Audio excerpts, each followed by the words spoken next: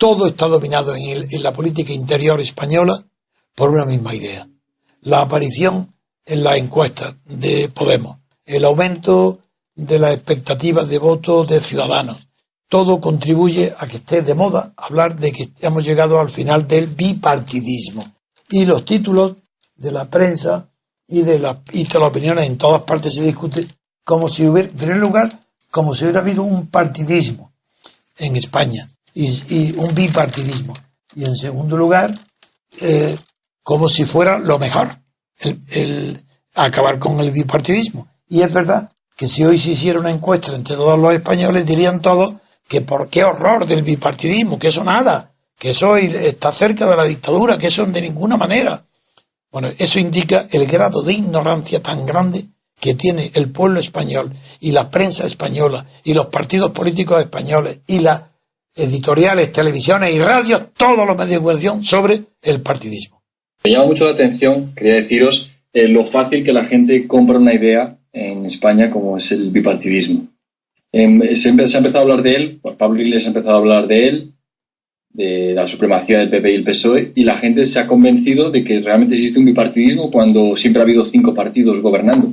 Sí, pero es que mucho antes de eso, cada vez que sacó mayoría absoluta Felipe González y cada vez que la sacó Aznar, mucho antes de que naciera Pablo Iglesias, cuando todavía no había empezado a mamar de esas tetas que tanto le gustan, pues ya se hablaba en España de lo mismo, que el bipartidismo era un horror, que las mayorías absolutas son horribles, que es casi dictadura, que tiene que haber pluralidad de partidos, más de 2, si no, no sé, que eso es intolerable, que eso es antidemocrático. Bueno, la ignorancia es tan grande que puedo decir sin temor alguno a que tenga un solo error en lo que voy a decir. No ha habido, desde los griegos, desde que acabó la posibilidad, los griegos antiguos, de la democracia directa, de la democracia asamblearia, desde que se inventó por Estados Unidos en la primera Constitución, se inventó la democracia representativa, incluso antes de la segunda Constitución, que fue la presidencialista, la federal, incluso desde la primera, al tomar el sistema electoral existente en el Reino Unido, en Inglaterra, los americanos copiaron la representación de Inglaterra. Pero, al añadir que esa representación del diputado, si no tenía la mayoría absoluta el diputado de distrito, tenía que hacer una segunda vuelta, ya impuso la mayoría absoluta. Bien, al separar luego en la segunda Constitución el Parlamento del presidente, la Cámara Legislativa de la Ejecutiva, y al señalar que el presidente tenía que ser elegido en elecciones separadas de las legislativas y tener también mayoría absoluta, no del censo, de los votantes, ahí ya definió lo que es la democracia para el mundo posterior, que no ha variado ni un ápice. No hay democracia donde no hay mayoría absoluta en los diputados, porque si no, no es representativo. Si no hay mayoría absoluta en el distrito uninominal pequeño, que por mayoritario, que elige a un diputado entre varios que se presentan, si no se hace a doble vuelta, o si no obtiene en primera vuelta todos la mayoría absoluta, eso no es representativo.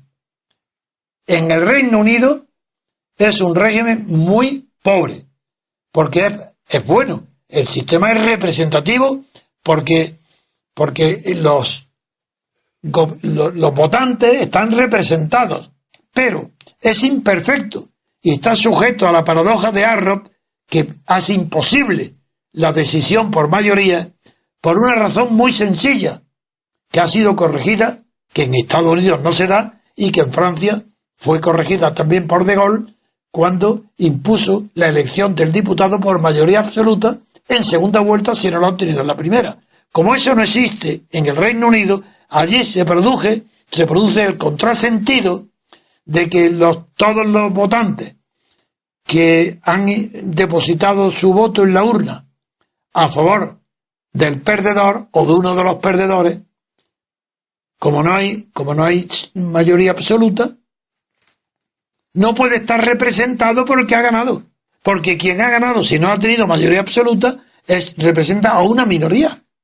Y no está sujeto a esa convención universal que la mayoría absoluta, la misma que existe en la votación, por ejemplo, de los accionistas de un banco, la misma, pues existe una convención universal que los asuntos se deciden por mayoría absoluta, no por mayoría relativa. Es otra cuestión distinta.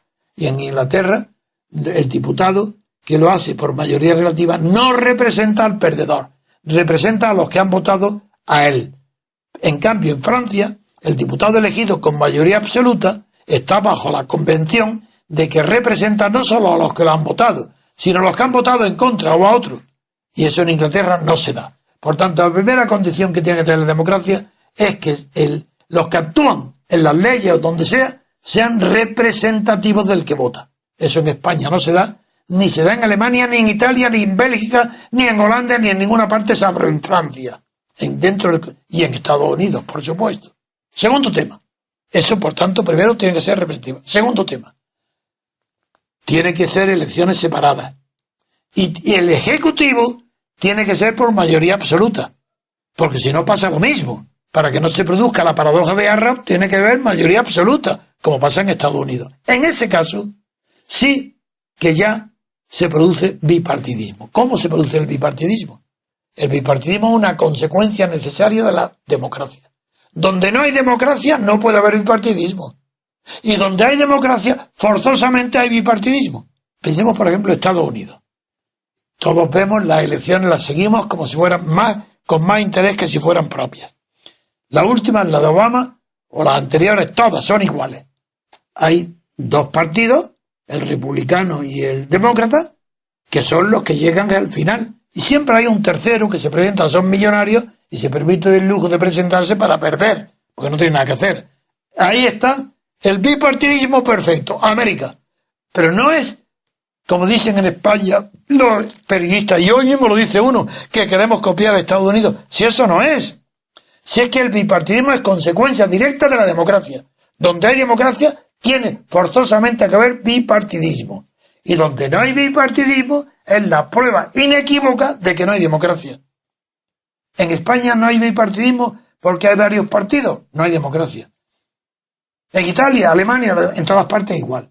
¿Por qué en Inglaterra, que no hay democracia, porque no hay separación de poderes, sin embargo hay bipartidismo? Te doy la palabra, Julio. En primer lugar, siempre hay un tercero en discordia, que está a punto, a veces, de retirar el liberal a los laboristas o a los conservadores. Te doy a ti un resumen de por qué en Inglaterra hay, de hecho, partidismo. Porque sin ser una democracia.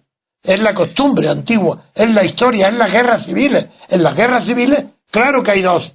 Es que en las guerras civiles no hay dos. Pues las guerras civiles, la última, la gloriosa, la inglesa, produjo el resultado de consagrar el bipartidismo de Tory y White. Venga. Así es. Los dos partidos principales del régimen británico en la historia han sido el partido Tory, hoy día reconvertido al Partido Conservador, que está en el gobierno, con Cameron, y el partido Whig. Los Whig eran los liberales, que luego se reconvirtieron en el Partido Liberal, que se extinguió y volvió a renacer hace poco, con Nick Clegg a la cabeza. Pero ese no es el bipartidismo. Sigue. Entonces, en los años, simplemente decir que el Tory y Whig significa, lo podemos traducir por caballeros, sí. Los Tories, y Whig serían los arrieros. Sí, exacto, sí. Entonces, sí. Estos tienen un origen, con el pasar del tiempo, como dije, el partido Tory evolucionó en el Partido Conservador, el Partido Liberal, el Partido Whig, que eran facciones originariamente en la Revolución la Gloriosa.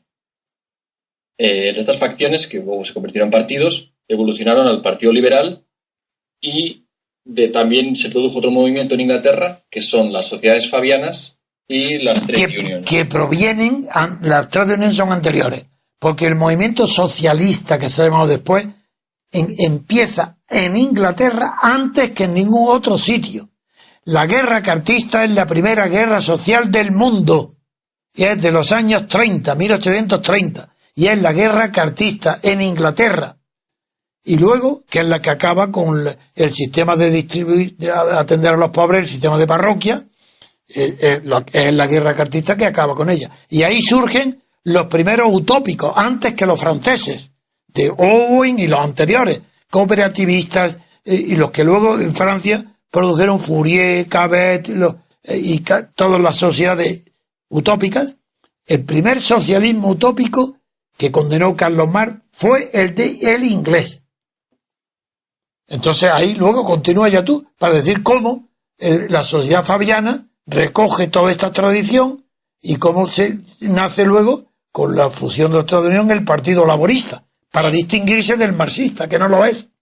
Claro, ese es el origen del partido, el que conocemos, el Partido Laborista, que tiene un origen distinto a los partidos socialistas europeos o socialdemócratas, ya que viene de la tradición fabiana, y fue el que un poco se quedó con la parte del electorado del Partido Liberal, sí, los Whig originales.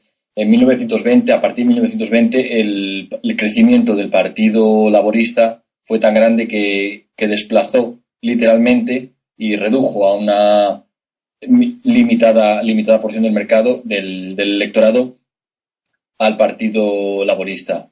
Y las primeras medidas de lo que se llama hoy Estado de Bienestar vienen del laborismo inglés, del plan Beveridge, que fue tomado del laborismo inglés, y que fueron posteriores a las primeras medidas sociales, de asistencia social, que fueron nada menos que creadas por Bismarck en Alemania. Ese es el origen. Así es, pues hoy día tenemos resucitado el Partido Liberal Demócrata en el sistema británico, con Nick Clegg, que tuvo gran tirón en las pasadas elecciones. En estas es posible que hasta el propio líder del Partido Liberal pierda su escaño, porque su popularidad mintió cuando dijo que no iba a subir las tasas universitarias y las multiplicó por 3. Y luego los partidos, este año hay elecciones generales en el Reino Unido y se espera que una gran rivalidad entre conservadores y laboristas. Claro, pues bien. Entonces, en resumen, la conclusión es muy sencilla. El bipartidismo es inherente a la democracia. Y como no es dictadura, no se puede impedir que siempre haya un tercero en discordia que nunca puede desplazar al bipartidismo. Pero esa es la realidad. Entonces, hoy no hay una lucha para quitar el bipartidismo en España. El hecho de que Felipe González sacara mayoría absoluta no es más consecuencia del 23 de febrero, de un accidente.